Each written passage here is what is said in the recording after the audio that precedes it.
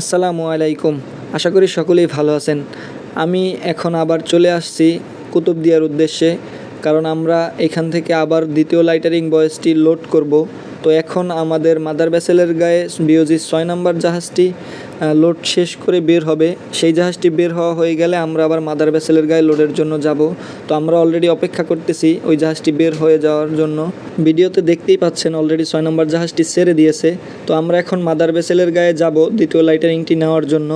এইভাবে আমাদের আরও 2টি লাইটারিং করতে হতে পারে, কমসে কম আরও একটি বেশিও লাগতে পারে, সেটার সম্পর্কে আমরা শিওর না। কারণ এর মধ্যে যদি কোনো একটি ভেসেলের সমস্যা হয় তখন আমাদের বয়েজ একটা বাড়তে পারে। তো যাই হোক, আমরা অলরেডি মাদার ভেসেলের কাছে চলে এসেছি। আমরা এখন যেই অবস্থানে আছি এই অবস্থানের দূরত্ব কর্ণফুলী নদীর থেকে প্রায় 33 নটিক্যাল মাইল। তো আমাদের আজকে ব্যাড লাক যে আমরা এখন জোয়ারের সময় মাদার ভেসেলের গায়ে প্লেস করতেছি। তো আমাদের লোড হতে হতে ভাটা লেগে যাবে। তো আমরা আজকে ওজন ঠেলে যেতে হবে, যার কারণে আজকে আমাদের অনেক সময় লাগবে কর্ণফুলী নদীর মুখে যেতে। যদিও এর জন্য আমাদের হাতে কিছু করার নেই, কারণ এক এক সময় এক এক অবস্থার মধ্যে দিয়েই আমাদেরকে চলাচল করতে হয়। আর আমরা বিশেষ করে জোয়ার এবং ভাটা এইটার কোনো হিসাব করি না অন্য অন্য জাহাজের মতো, বা প্রয়োজন পড়ে না, কারণ এইখানে সবসময় সাগরে চলাচল করার জন্য আমাদের যথেষ্ট পরিমাণে পানি আছে। তো আমরা যেই কোনো সময় যে কোনো অবস্থায় মোটামুটি সেলিং করতে পারি।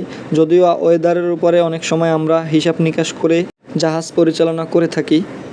আমাদের এই দ্বিতীয় লাইটারিংটা করার পরে সম্ভবত এরপরে আমাদের এত পরিমাণ দূরত্বে আসতে হবে না, কারণ এই মাদার ভেসেলটি কিছুটা ড্রাফট কমে গেলে বা খালি হয়ে গেলে এই জাহাজটি আরও উপরের দিকে উঠে যাবে, তখন আমাদের এই দূরত্বটা কমে যাবে। তো সেই ক্ষেত্রে আমাদের তখন আসতে সময়ও কমে যাবে এবং আমাদের বাংকারিং খরচটাও কমে যাবে। তো ফাইনালি আমরা মাদার ভেসেলের গায়ে প্লেস করেছি। আমাদের মাস্টার স্যার অত্যন্ত দক্ষতার সাথে ভেসেলটির সাথে আমাদের জাহাজটি অ্যালং সাইড করে দিয়েছে। তো আমাদের স্টাফরা যারা আছে তারা অলরেডি সামনের মোরিং রোপ পাস করে দিয়েছে এবং মোটামুটি সামনে ধরা কমপ্লিট। এখন আমাদের লোকজন পিছনে গিয়ে আমাদের পিছনের যে মোরিং রোপগুলো দিতে হবে সেইগুলো দেওয়ার জন্য পিছনে গিয়েছে। তো আমরা অলরেডি ইঞ্জিন স্টপ করে রেখেছি। পিছনের রোপগুলো পাস করা হয়ে গেলে আমাদের মেইন ইঞ্জিন বন্ধ করে দেব। পুনরায় আমাদের লোড কাজ শেষ হওয়ার পরে আবার ইঞ্জিন স্টার্ট করা হবে। তো এখন এই মোরিং রোপগুলো দেওয়া হয়ে গেলেই আমাদের সম্পূর্ণ অ্যালং সাইড প্রক্রিয়া শেষ হয়ে যাবে। তো ভিডিওটি ভালো লাগলে অবশ্যই লাইক কমেন্ট শেয়ার করে আমার সাথেই থাকবেন। ধন্যবাদ।